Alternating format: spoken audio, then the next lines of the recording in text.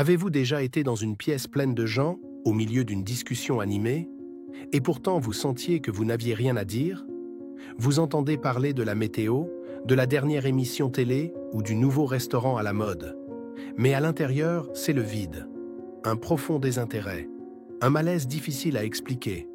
Ce n'est pas de l'arrogance, ce n'est pas de l'anxiété sociale, c'est autre chose, quelque chose de plus profond. Cette sensation étrange, ce sentiment d'être hors de place, au milieu d'échanges que tant de gens semblent apprécier, peut vous faire croire que vous êtes asocial ou même anormal. Mais si, au contraire, ce malaise était un symptôme d'un esprit plus affûté que la moyenne? Et si votre rejet des conversations superficielles était, en réalité, une preuve d'intelligence supérieure? Restez jusqu'à la fin, parce que ce que vous allez découvrir sur vous-même risque de changer la façon dont vous vous voyez. Certaines personnes ne peuvent tout simplement pas se contenter de la surface des choses. Elles ne veulent pas parler du temps qu'il fait, ni du voisin qui a changé de voiture. Ce n'est pas du snobisme, ni de la timidité. C'est un besoin vital de sens. L'esprit supérieur cherche à aller plus loin. Il a soif de vérité, de logique, de profondeur. Il ne supporte pas les faux semblants, les apparences, les discussions vidées de substance. Les conversations superficielles ne nourrissent pas l'âme. Elles occupent, elles distraient, mais elles n'élèvent pas.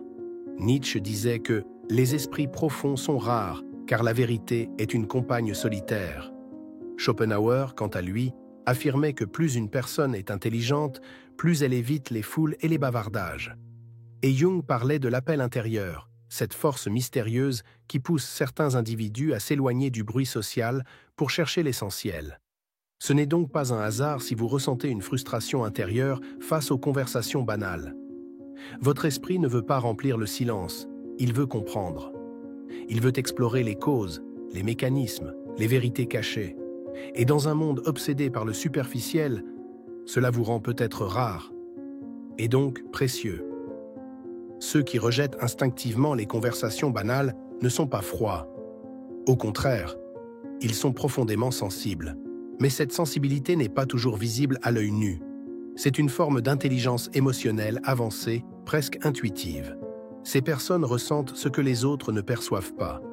Un léger malaise dans la voix, une incohérence dans le sourire, un regard qui fuit la vérité. Elles détectent les faux semblants comme un radar émotionnel qui capte l'artificiel, l'inutile, le creux. Et c'est là que naît l'ennui, cette lassitude qui semble disproportionnée aux yeux des autres. Mais en réalité, ce n'est pas de l'ennui, c'est de la lucidité.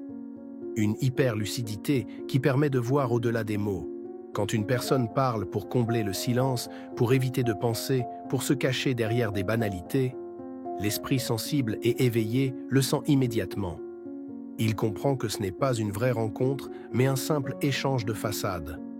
Et dans ce théâtre social, ceux qui cherchent l'authenticité se retrouvent souvent isolés.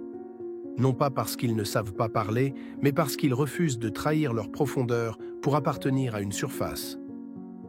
Il y a des silences qui disent plus que 1000 mots, et il y a des êtres qui choisissent le silence, non par faiblesse sociale, mais par exigence intérieure.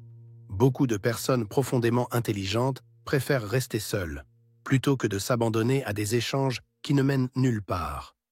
Elles ne fuient pas la conversation, elles fuient la vacuité. Dans une société où l'on valorise la parole facile, le bavardage constant, le fait de se taire est vite interprété comme de la froideur, ou même du mépris. Mais en réalité, ces personnes protègent leur énergie mentale comme on protège un feu fragile du vent. Elles savent que chaque mot échangé est un investissement, un lien d'attention. Et elles refusent de dilapider cette richesse pour des discours sans âme.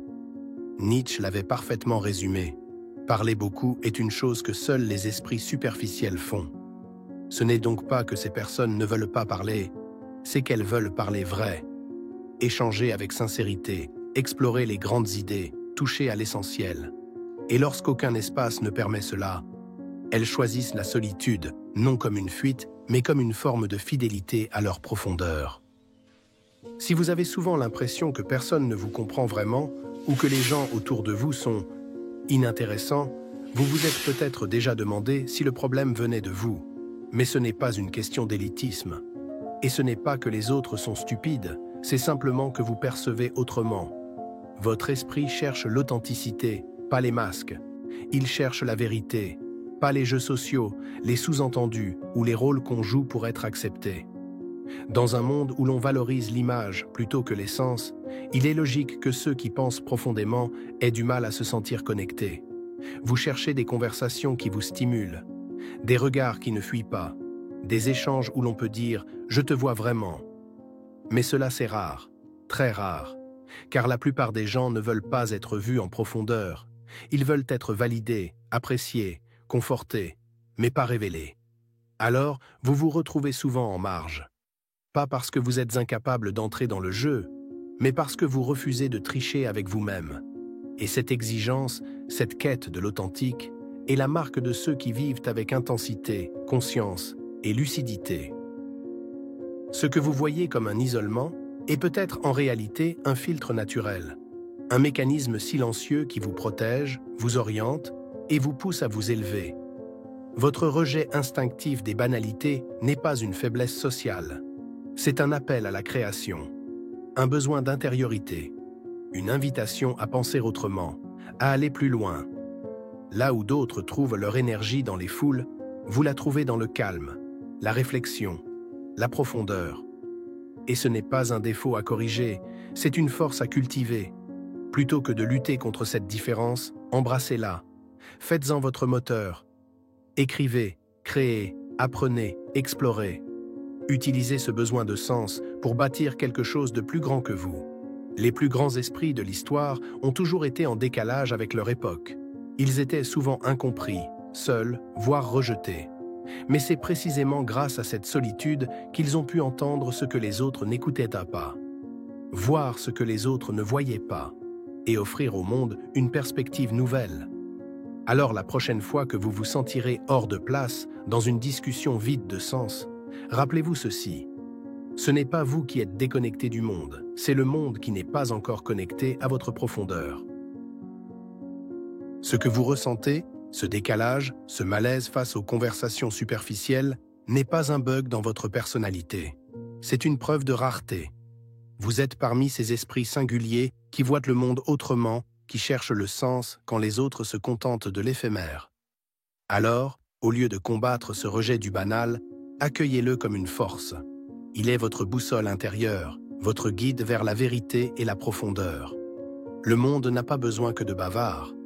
Il a surtout besoin de penseurs silencieux, de ceux qui observent, réfléchissent et construisent en silence. Si vous êtes resté jusqu'ici, c'est que vous êtes de ceux qui comprennent. Et c'est justement cette compréhension qui fait toute la différence. Continuez d'explorer, de questionner et surtout de rester fidèle à vous-même.